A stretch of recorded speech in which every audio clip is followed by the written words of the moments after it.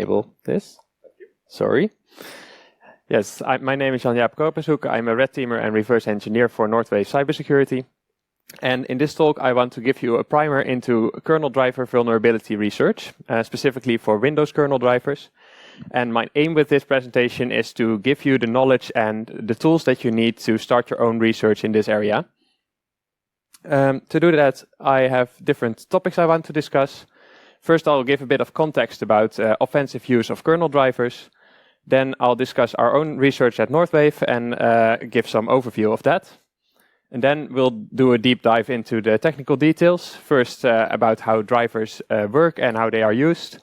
And then I will show you some common vulnerabilities that you might be able to find in kernel drivers if you start your own research. And we'll end with some automated tools and a conclusion. Imagine that this castle is your computer's security. So you can see it has very steep walls. It maybe has watchers on the walls. And this will pretty much keep an attacker out. Or so you think. Because if the whole system is actually built on a core that is unstable or insecure, an attacker that has access to the core can bypass any security measures and topple the whole system.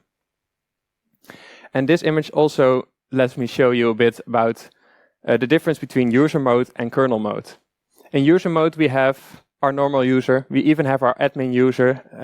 We even have elevated admin user, as Tijmen told about in the previous talk. And then we have one level lower, the actual kernel.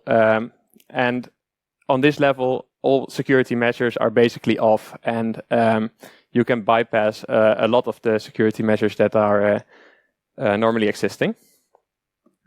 We have also seen the power of kernel drivers recently in the news. A small bug in one security product caused a lot of computers and systems over the whole world to topple and stop working. And this shows you a bit about what an attacker can do with access to kernel driver vulnerabilities. And indeed, we see that attackers are also actively abusing kernel drivers in their attacks. Here we see a news article about a North Korean APT, and they use kernel drivers to gain more privileges on systems. And also a financially motivated attacker that is described here, they also use these kind of techniques to help their hacking attempts. And also from the offensive security side, the ethical hackers, there are a lot of tools that use kernel drivers. This is an example by Outflank, a tool that can dump LSAS credentials through a kernel driver, thereby bypassing some security measures in user space. There's also Backstab, Blackout. These tools have the same goal of disabling antivirus by using a vulnerable kernel driver. And there's also an initiative by security researchers called LOL drivers, and it contains a list of a lot of known drivers that are vulnerable in this way and can be used for malicious purposes. And in a recent research published by Kaspersky, we also see that the bring your own vulnerable driver attacks are really gaining popularity over the last years. So yeah, that really shows you how important this is. And that is a nice bridge into our own research in this area. So let's first start with introducing the team. I did not do this research on my own. I did it together with Alex, our research engineer at Northwave. Also Tijmen Gommers, the previous speaker, when he still worked at Northwave, he also worked on this project. And finally me. So some statistics about our research. We created a database of around 5,000 drivers. And we filtered them to see which drivers have good potential for analysis. I'll get to that later. And in these drivers that we manually analyzed, of about 80, we found 35 vulnerabilities in 24 drivers. So that gives you a bit of an indication in how large of a percentage of drivers are actually vulnerable. If you do a bit of filtering, you can actually get almost, we got almost 30% vulnerable drivers. Of these, 12 could be used for privilege escalation, and 4 could disable the EDR in a similar way to Backstab and the other project. So some highlights of our research. We found a vulnerability in Ivanti Pulse Secure. Well, this is a very well-known product, and we found a way to do privilege escalation in the VPN client. This is also posted on our blog. Another one that we recently found is in Macrium. This is enterprise backup software, and we also found a way to do privilege escalation based on a vulnerability in a driver of this software. And a final highlight is Log Me In. You might all know this from Hamachi, which used to be popular back in the day for gaming, but it's also used in enterprises. And here we also found a privilege escalation in the remote desktop software, and specifically the kernel driver used there. So some highlights of what we can achieve.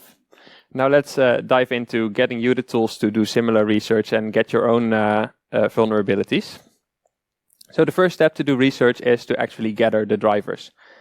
So how do you do that? There are several sources that you can consider. Most obvious choice is the Microsoft Update Catalog. This is where Windows downloads drivers from. If you couple a certain device and it doesn't know the driver, it gets it from this catalog. And it's pretty easy to scrape this and extract all kinds of drivers from it. A drawback that we found for this is that because Microsoft has quite some strict policies for accepting drivers, there is some security screening on the drivers in this catalog. So we found that the amount of the percentage of vulnerable drivers in this catalog was lower than what we found in different ways. So what you could also consider is going to vendor websites themselves. This is just an example of a vendor, but there are many vendors, and you could scrape their pages and gather drivers in that way. But that's obviously a lot of work, and another source is driver identifier or the like. There's a ton of driver updater software in existence, and you could reverse engineer how they get their drivers and try to pull the drivers out of their database.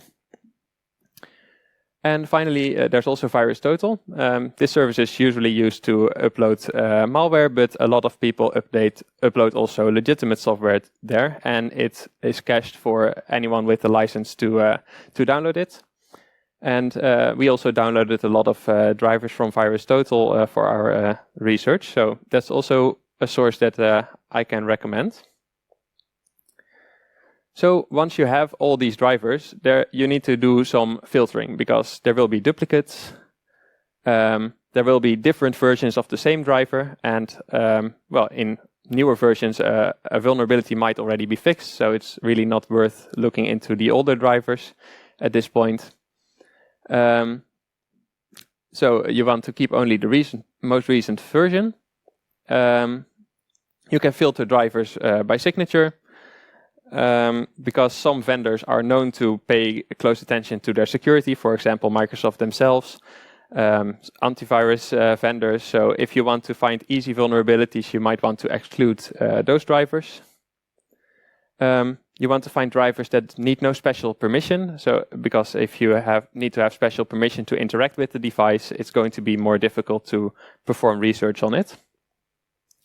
And finally, you can also do some automated analysis. At the end of the presentation, I'll get to some tools that you can use for this. But if automated tools find bugs in the code or interesting points to look at, this can be a good starting point to start your manual research.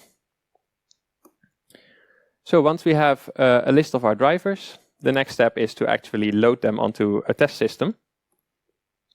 So to do this, we need to know about different types of drivers. So there are plug-and-play drivers and there are the legacy drivers. Plug-and-play basically works like this. You connect a device to your computer, and the computer then loads the specific driver needed for that device. This means that if you want to analyze a driver, you need to actually plug in the right device or find a way to spoof that device. So that's a bit more tricky than looking at legacy drivers, which can manually be loaded or are just loaded at the system boot. So for your first research, I would recommend looking at the legacy drivers, because that is just easier and quicker. And specifically, I would recommend looking at device drivers. There are many different types of drivers and with different ways to communicate with them. There's file system drivers, there's network drivers, but the device drivers are the most easy to interact with. There's just a simple system call that you can use to interact with it, and there's many exploitation examples for these types of drivers, so this is really easy to get started for your own research. So how do we actually load the drivers then? Well, there's a very easy example.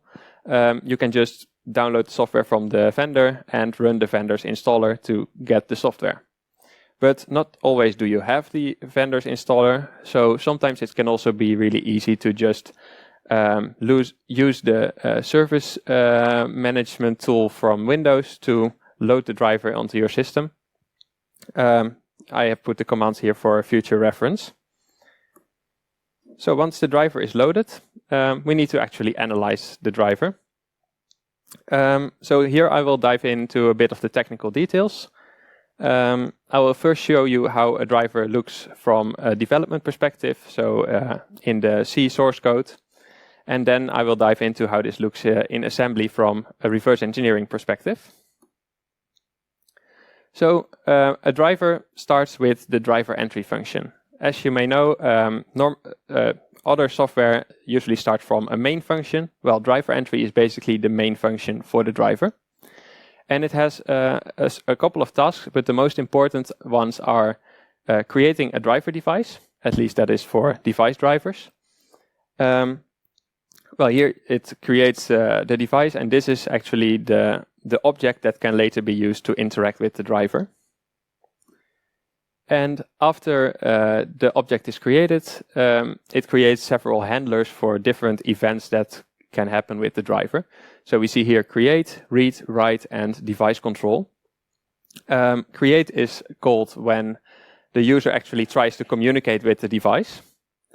Then read and write can be called when the user is reading from the driver device or writing to the driver device, because it's basically a folder to or a file to Windows. And the final one is the most interesting to us, which is the device I/O control handler, and this actually handles the explicit communication from the user with the driver.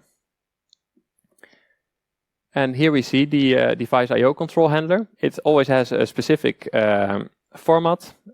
So if you do your vulnerability research, you will definitely encounter this function. And here we see a bit of the steps. So firstly, we see at the top, it gets the device I/O control. And this contains a code that is basically an index for the type of action that the driver needs to perform. So the user gives this ID, and the driver does a lookup and performs the right action. And then there's the system buffer. And this is a buffer that the user gives to the driver with some data. It can be arbitrary data. And it's good to know that it consists of an input buffer and an output buffer from the user perspective. But in the kernel, this is merged into a single buffer. So there are also some vulnerabilities that are due to this fact, or at least can have to do with this fact. Now here we see a switch case statement for looking up the I/O control code and performing the right action. And important for vulnerability research is knowing where the user input is. And in this case, it is the system buffer, the sizes of the system buffer, and also the I/O control code. So we will see later how this can affect vulnerabilities. So that's how the driver looks. The next step is actually interacting with it. So you have the driver loaded on your system, and then you want to know what is the device call that I want to interact with. There's two ways to find out.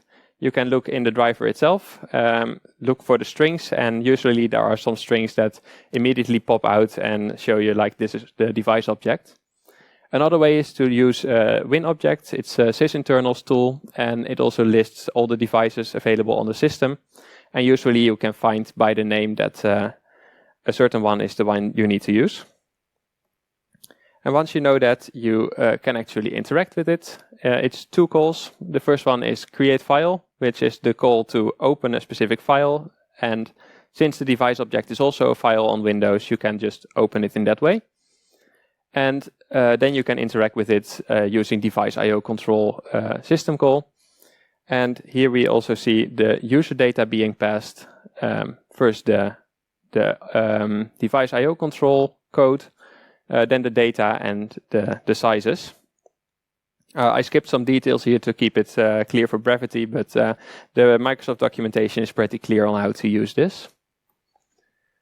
You might encounter some access controls. The first access control is defined through SDDL, the Security Descriptor Definition Language. I always forget that acronym. But it controls which kind of users can actually interact with the driver. So if you want to start your own research, it's easiest to look for drivers without an SDDL or a very permissive SDDL that permits any user to communicate with the driver. Another access control is in the create function. Remember that we had that handler for the create event. In that handler, the driver can also implement all kinds of checks. Is the process that is interacting what I expect? Is there a signature on the process? Is the right user connecting? So you also want to find a driver that doesn't do any checks in the create function. So let's move into the reverse engineering part. As you might know, a lot of usually you don't have the source code.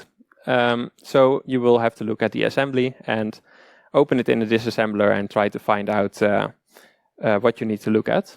So here I will show the C code and the assembly side by side to give you a view of how this looks like from a reverse engineering perspective.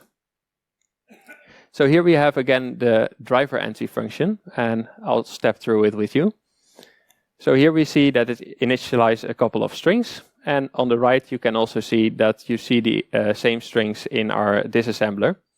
So this shows you already the devices that are created. And these are also the devices you can look up to communicate. Then it actually creates the device with these 2 system calls. And then it moves on to initialization of the handler functions.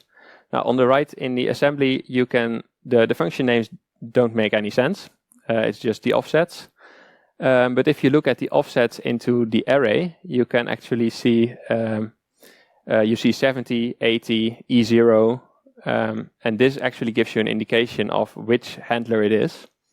So first there is a fallback handler for all the events that are not implemented. And here we see that create, close, and device control are created. So these are directly mapped to 70, 80, and E0. So if we see something is written at offset E0, we always know that that function is our device IO control handler. And here I have given the functions clearer names. If we look more closely at the device IO control handler, we see it first gets some data from the user input, the IRP, the request packet, IO request packet. It gets the IO control code at offset 18. It gets the input and output buffer length. It's a bit optimized on the right, but you can at least see that one of the lengths is obtained.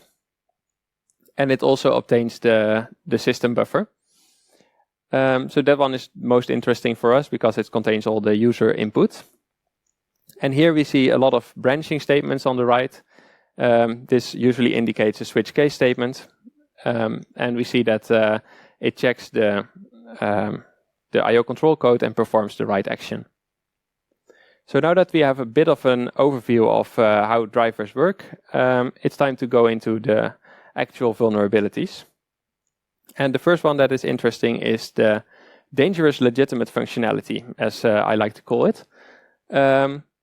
This is very similar to Dynamite.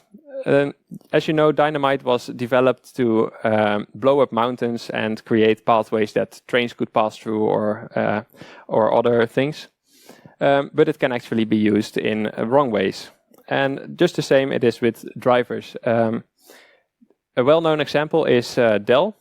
They had a driver that allowed an administrator to read and write to arbitrary locations in kernel memory. Well, this is very easy for debugging purposes, but in production, this can actually be very dangerous and gives us a read-write primitive that we can use to do all kinds of privilege escalation. So here you see the user input on the left and also user input on the right. The left one is for the read, I believe, and the right one is for the write. And in the end, it all comes down to a mem-move call. So finding these kinds of vulnerabilities is just looking for the mem moves and seeing if there's any user input in there, and then it's definitely an interesting point. Another dangerous legitimate functionality is terminating a process, and this is a vulnerability that we found in our research. Here we see that a value is read from the system buffer, and it's given as the first argument to a function that I have given a recognizable name already. Well, if we go down into the function, I'll spare you the details, but in the end it does open process and terminate process on the process ID given by the user. Well, you can already imagine that this can be very nice to disable EDR, for example. A third example is physical memory mapping.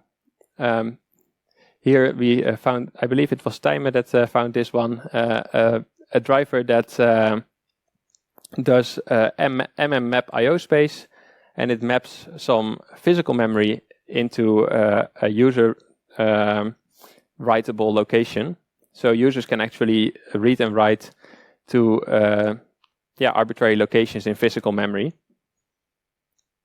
And here is again the user input, and it's stored in the physical address parameter for map IO space. So this is again an example of a dangerous legitimate functionality.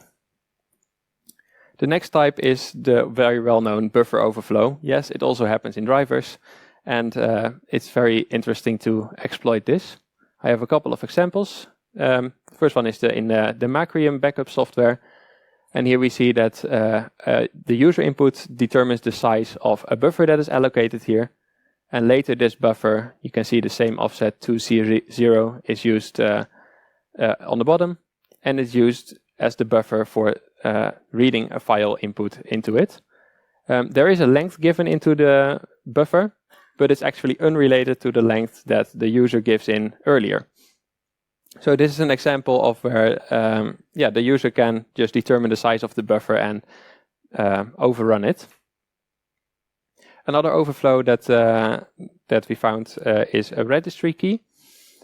Here we see that a location is allocated with 1,000 in hexadecimal bytes. And you would think, okay, that's pretty long, but registry keys can actually also get pretty long. There's 255 characters per segment, and you can have an arbitrary number of segments in the registry. So it's definitely possible to overrun this buffer. We can see that it's stored in RBX. Then on the right, RBX is stored in RCX. And here is actually our user input. And here we see that the user input is copied into the buffer, thereby overrunning the buffer and giving us a heap overflow that can be exploited for all kinds of things. The next example is a data leak. Kernel memory contains a lot of sensitive data that is explicitly not available for user memory. So if you can leak arbitrary data from the kernel, this can definitely contain interesting things that you can abuse in all kinds of ways. Here we see that this is where the input and output buffer come into play. Because if we provide here a very small input buffer and a very large output buffer, the kernel will integrate that in a single large buffer that is completely uninitialized. And here we see that from that buffer, it copies 100 hexadecimal bytes, and then it writes it back to the same location again. But this means that the user can actually read from the output buffer the uninitialized data that was in the kernel input buffer. So this leaks about 100 hexadecimal bytes of kernel memory to the user.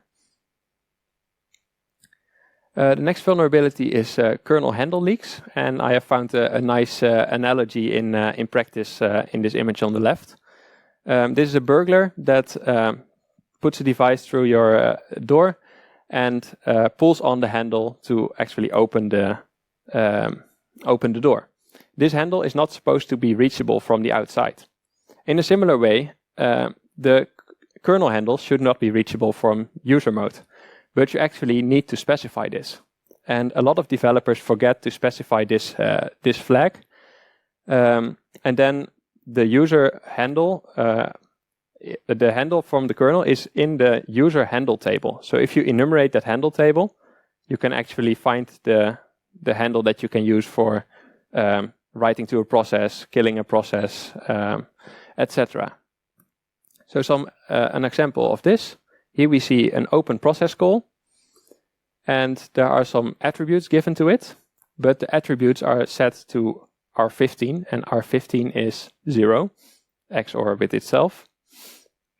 So in this case, we see that the attributes are 0, so no flags have been given, also not the kernel flag. So yeah, in this case, we can actually open an arbitrary process from the kernel and use the handle from user mode.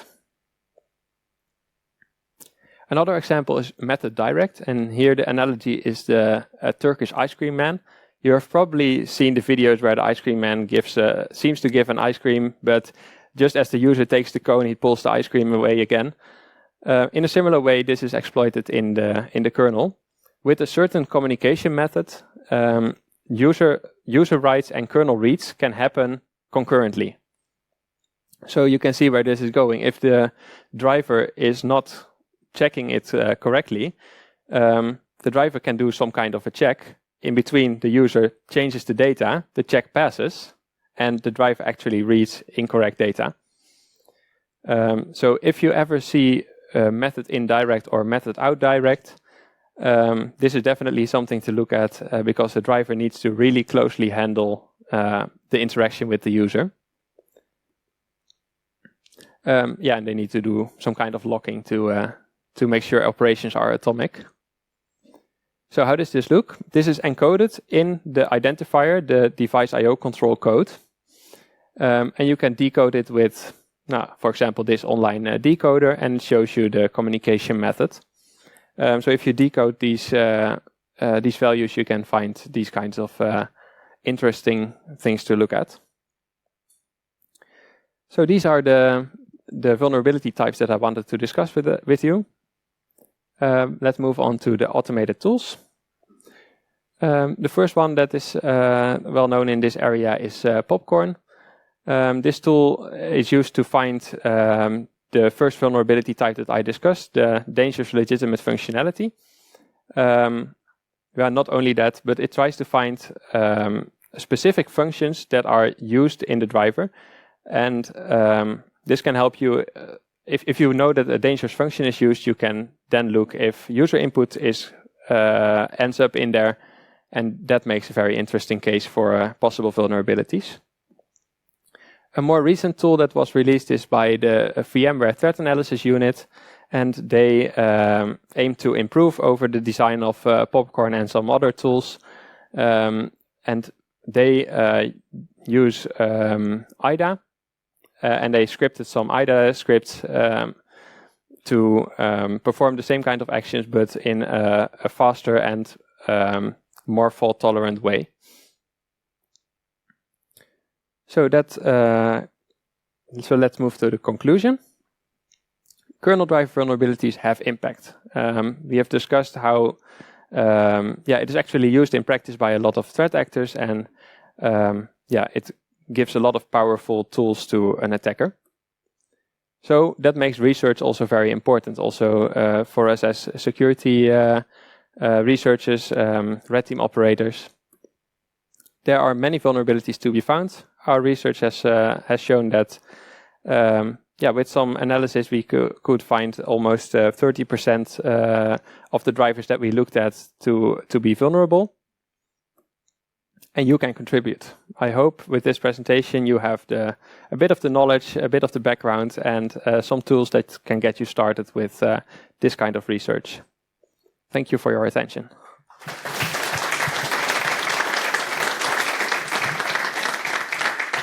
Well, thank you very much. Are there any questions in the audience?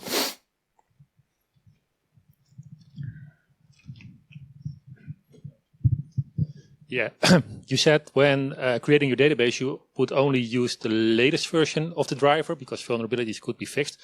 But if you bring your own vulnerable driver, would it be useful to bring an older version as well? Yeah, I heard myself saying it, and I thought this might come up. But indeed, for bring your own vulnerable drivers, also old vulnerabilities are really interesting. But the thing with old vulnerabilities is usually that they are already publicly known. So it's really not worth putting your research time into it if you can also find it with a Google search.